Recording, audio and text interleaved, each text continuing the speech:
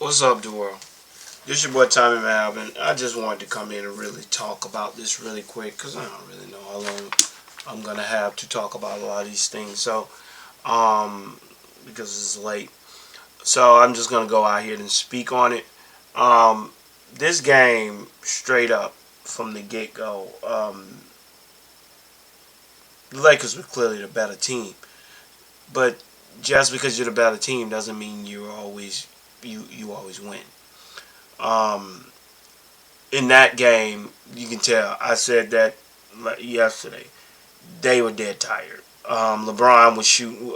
Anybody who's ever played pickup understands that. LeBron was dead tired. People aren't criticizing for shooting those threes, but he's dead tired. You can clearly see that altitude does something to you. Anybody who's ever played in that altitude tells you it's not easy to play in that altitude, and it gives the Denver players an edge a home field edge that most people don't get. That's why the entire time that they were up by 11, 10, 11 points, I was thinking, man, they need to spread this lead out because as the time goes on, every time LeBron sat, they lost lead. LeBron couldn't sit. So it was because essentially they had the players, but no one else knew how to use them. D'Lo was too focused on scoring, and I thought that in that situation, Bruce Brown won the exchange because he made the statement. So I think D'Angelo Russell spent so much time trying to score that he never focused on playing playing the position the way it's supposed to be played. He was not playing point guard. He was just kind of trying to go out there and show that he was a valuable asset, and I put that on Lakers fans. It's like when you go out there and you criticize a guy because of how many points he scores without understanding how the game works, then I think naturally you end up with a guy who's going to try to score points to prove his worth, and I think that's just dumb. D'Lo brings more work to the team than scoring points. And today they missed him doing that. AD got to hit those shots. AD got to hit down perimeter shots. If he does not hit perimeter shots, him or LeBron don't start hitting perimeter shots, all they're going to do, you're not beating anybody. It doesn't matter how good you play. If you cannot hit those shots from the mid-range or the perimeter, and you gonna have to make some shots. I mean, you ain't gotta make a lot of them, but you're gonna have to make some. And tonight, LeBron understood that. He tried to, but his shot was just not falling. He's not getting the same lift on his shots. So he has the extend it and jump when he shoots now to try to get a good rotation on the ball. And most of the time, it's either too long or too short. It's something going on with LeBron's lift. You can tell when he went to go do that dunk. You can clearly see he knew he wasn't going to make the dunk, and he ended up losing the ball because he realized he had to change it because he's not getting much lift. LeBron is possibly one of the most athletic players, if not the most athletic player to ever play the game, and he just does not look like he hasn't looked like himself all playoffs. He still has the mind. He still has the spurts. You know, he'll give it to you in spurts, but he's not the LeBron that we're used to seeing. You know, the uber athletic guy who can. He's not getting around people the same way. He's more having to use his body, which is why he tired down. Anthony Davis has got to get better at passing out of double teams. The passes are there. You know what I mean? But the only one that can really get the ball out is LeBron. And when you're sitting there and you're watching it, and let me say this: do I think that the Nuggets will beat the Lakers? No.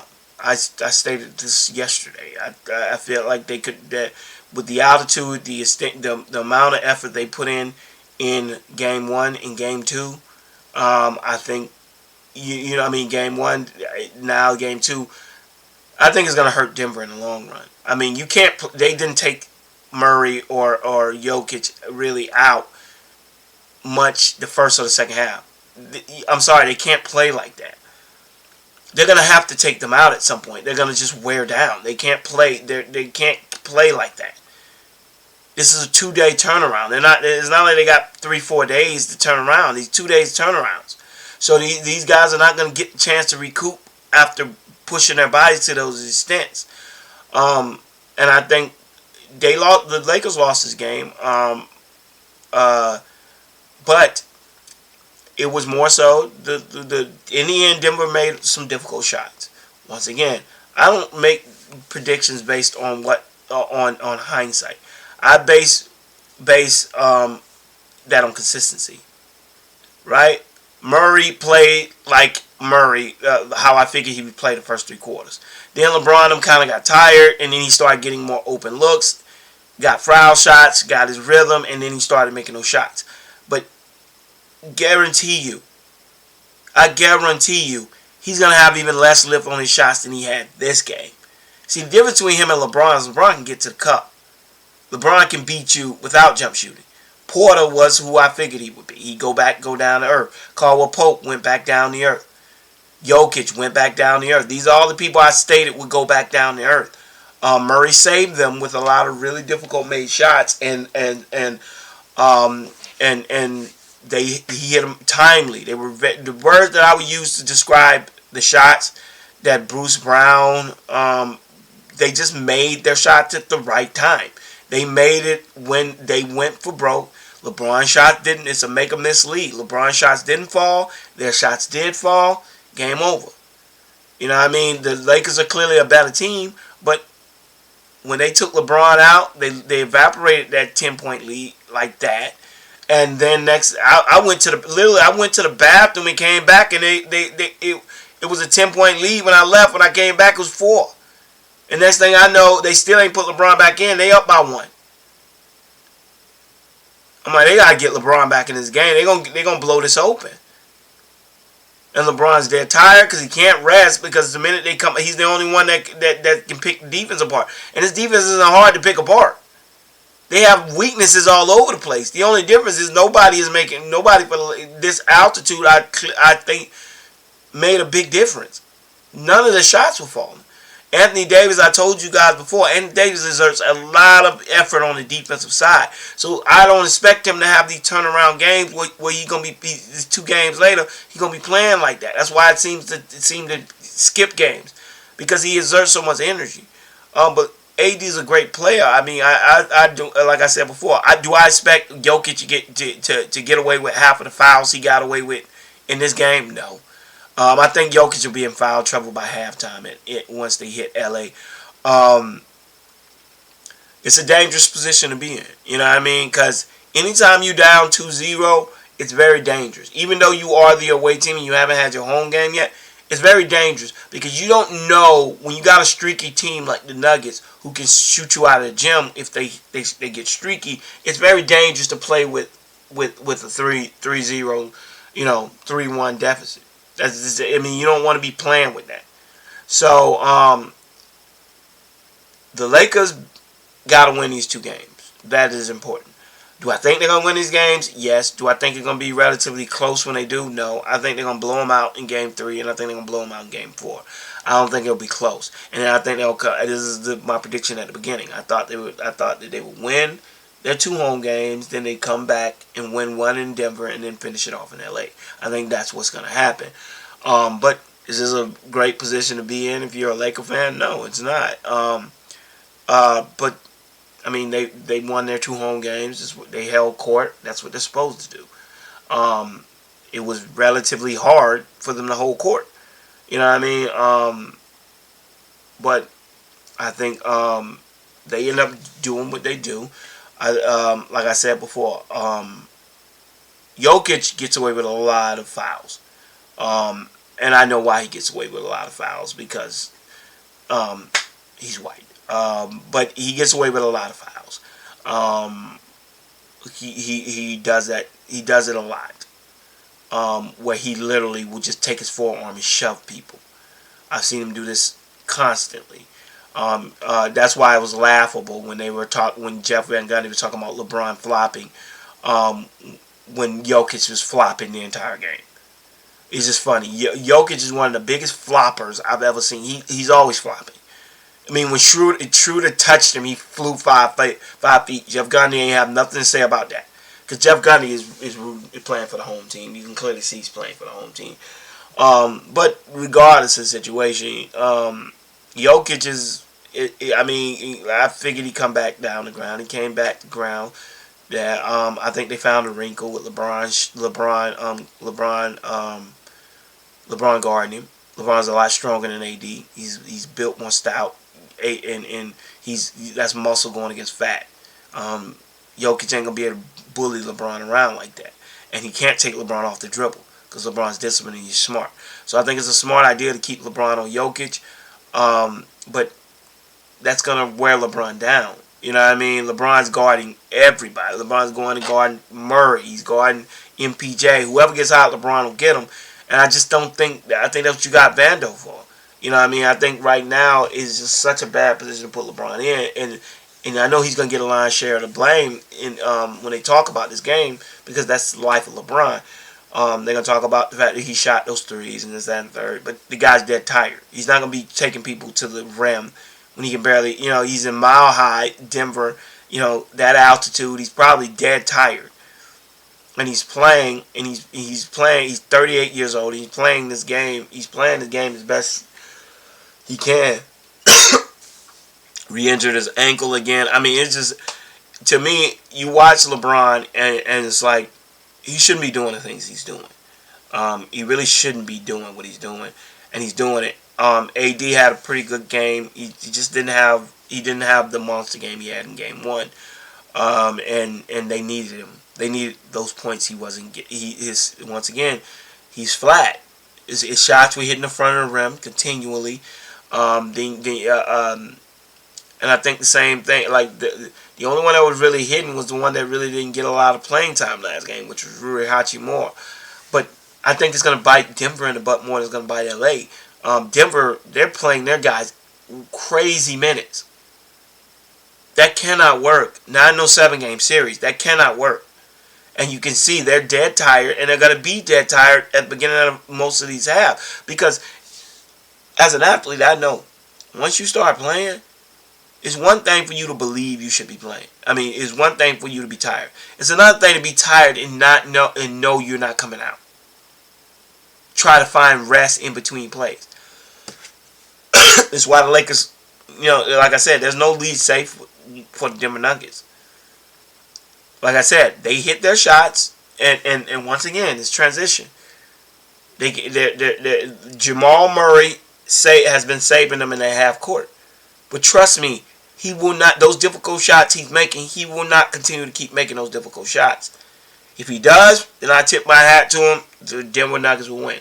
I mean, we'll probably still lose, but I'll tip my hat to him. But I doubt he's gonna keep making those difficult shots that he's making.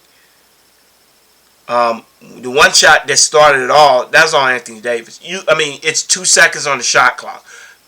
You're long. Press up. He can't go around you. There's only 2 seconds left. He got to get the ball out. Instead, Anthony Davis backs off of him with 2 seconds left. He just hoists it up, and it started to run. That kind of killed him. He's like, AD, you got to push up on that. You can't. What are you doing? Why would you give him that shot? He can only shoot it at that point. He just had a mental lapse, and he backed off and gave one of their best shooters a 3-point shot the way he wants it. I thought that switch with Anthony Davis, Anthony Davis was tired. You can clearly see he was tired. Like I said, that altitude killed him. And I said this yesterday. I said I wouldn't be surprised if the Nuggets won this game. I clearly, like I said before, the Lakers are clearly the better team. The problem is, one, the Lakers ran out of gas, and they ran out of gas way too early. They lost at the beginning of the fourth quarter. LeBron was gassed, and the minute they sat him down, it was done. The rest of those guys, they just couldn't play without LeBron, and they just couldn't.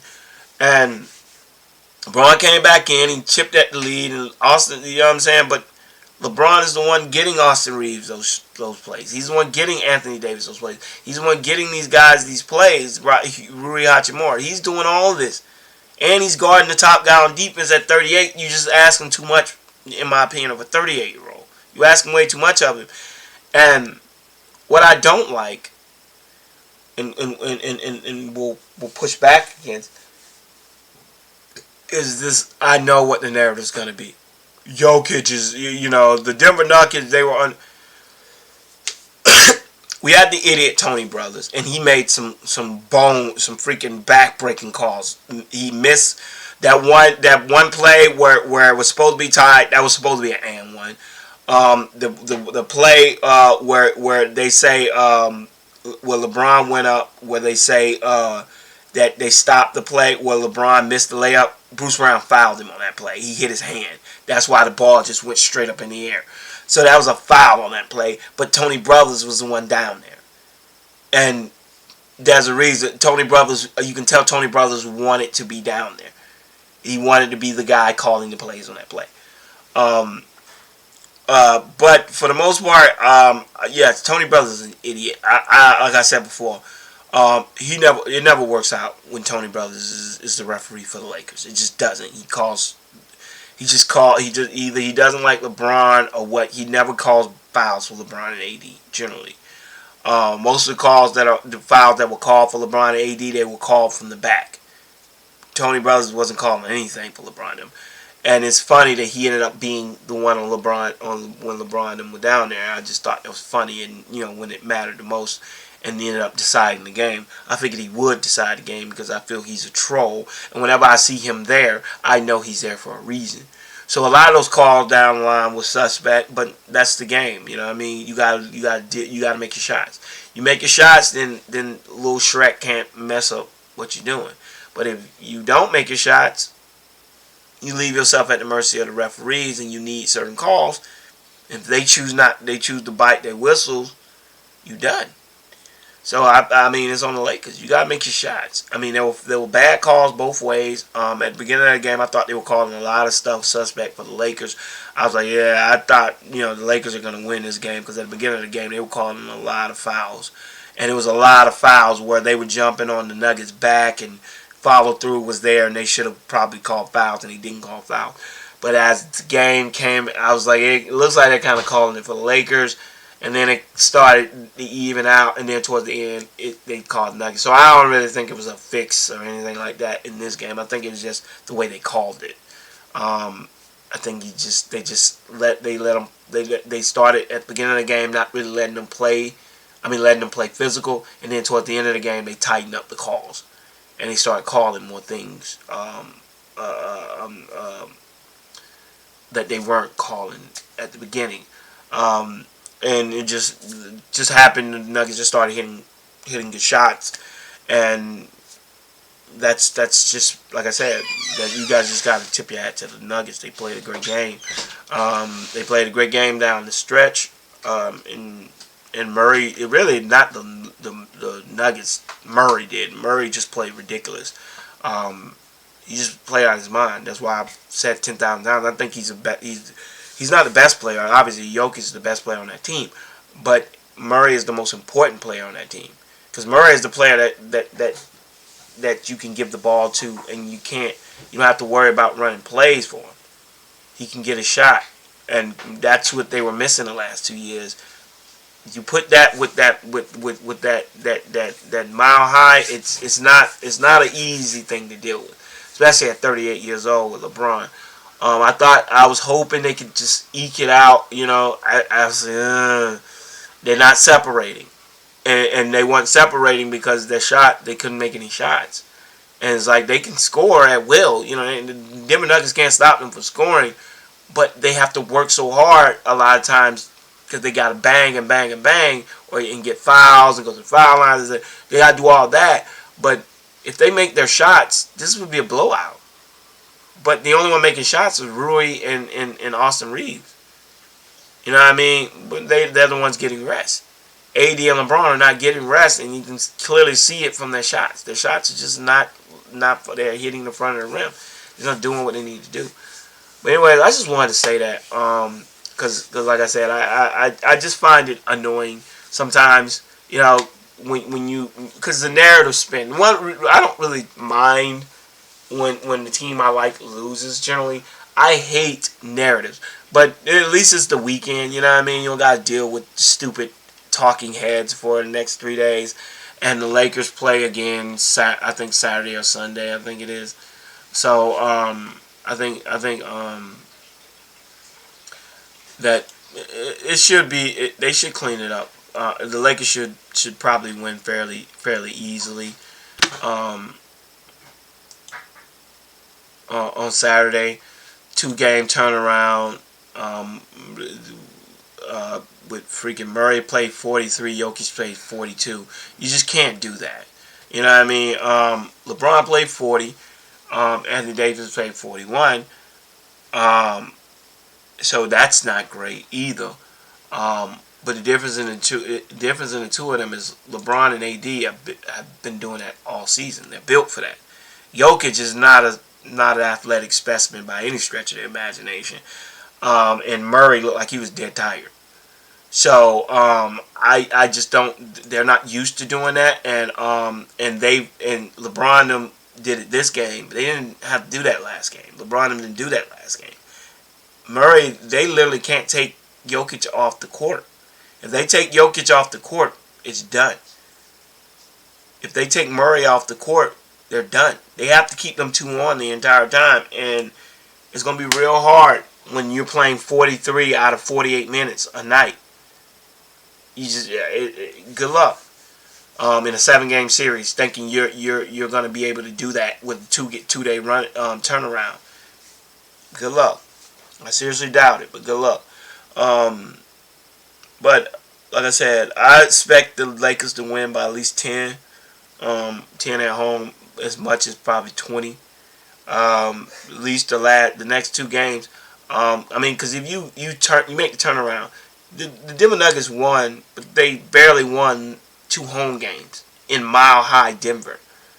You know what I mean? Imagine what's going to happen when they're in normal altitude, meaning LeBron and them are going to have higher wind. They're not used to it. The Denver Nuggets play in that atmosphere all the time at that altitude. LeBron and them don't. And they still barely beat them. So imagine when they go back to LA and now you're dealing with having to rip and run with the Lakers, and these guys aren't getting tired. D'Lo them aren't missing shots and stuff because they're shooting, they're playing at a high altitude. I just see it quick. I see it probably 20 points, and then they go back and at that point the confidence is down for the Denver Nuggets. Pressure is on them to win Game 3. Pressure is on. They start and they're gonna lose. I think they're gonna lose Game 3, and then they're gonna turn around and the Lakers will finish them off once they come back to LA. Game 6. That's my prediction, at least. But like I said, who knows? I mean, Denver Nuggets can come out and just start bombing.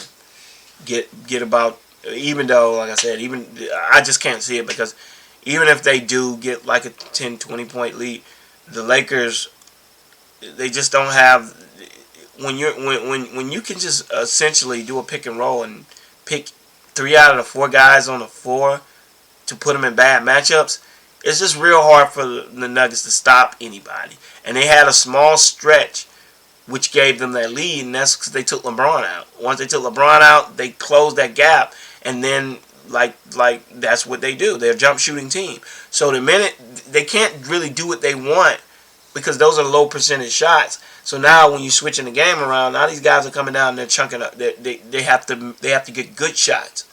But once they get to the point where they're leading, now they have possessions to play with. They can come down and they can take these low percentage shots. And if they happen to make one, they can take more of them and more of them and more of them. That's how the lead jumped from 11 to 12 in 3 possessions. They just hit 3 threes. And game turned around. The Lakers ran them down, of course. And I remember looking at the game when they got up by 12. I'm like, they're acting like the game's over. I'm like, it's like 6 minutes left. So, all told, the Lakers, I think, they just gotta, I think they just gotta get back home. They should have won these last 2 games. Really, they should have. They were leading by 11 in this one, and in the game before that, they had the game in they lap, and they turned the ball over then. So, like I said, the fact that Denver is barely edging in these games that they really need gives me the impression that once they go back to LA, that they'll win. But then again, they could be trying to get Jokic. I mean, he is white. He is their great white hope. So they really could just be trying to get Jokic in. They don't gave him the MVP the last 2 years, and he deserved it in one of the dang years. And so now they could just be trying to find a way to get him into that championship game, try to make him the marquee player in the NBA, which he'll never be because 90% of his points come from the foul line, and the other 90% of what he does is just people cutting. So I mean, he's not particularly exciting to watch, nor does he do anything special. So good luck with that. But he is white, and that generally is something that they can sell. But regardless, please comment. Let me know what y'all think about about the situation. I know trolls. You guys. Some of you guys are just are happy to see the Lakers win because I got a lot of joy nut jobs who are subscribed. But like I said before, you always see them. You always see them in the comment section when the Lakers lose, which is why this is the most annoying part about when the Lakers lose. Is more so the idiots. Right then the narrative start, and all the Jordan fans crawl out from under their rocks to start saying it's LeBron's fault that rain got on the top of the stadium two days before the game started because he's somehow at fault for everything. So you got Jordan fans, the nut job Jordan fans. And I hope they enjoy it because they always end up looking stupid in the end because they want LeBron. They root against LeBron, which is like one of the, like I said, I could not imagine being a LeBron hater. For the last 20 years, this has had to be a terrible ride for you. It had to be a terrible ride. Oh my gosh. Anyways, please comment. Let me know what you think. Thumbs it up if you like it, and please subscribe. All right, y'all. Peace.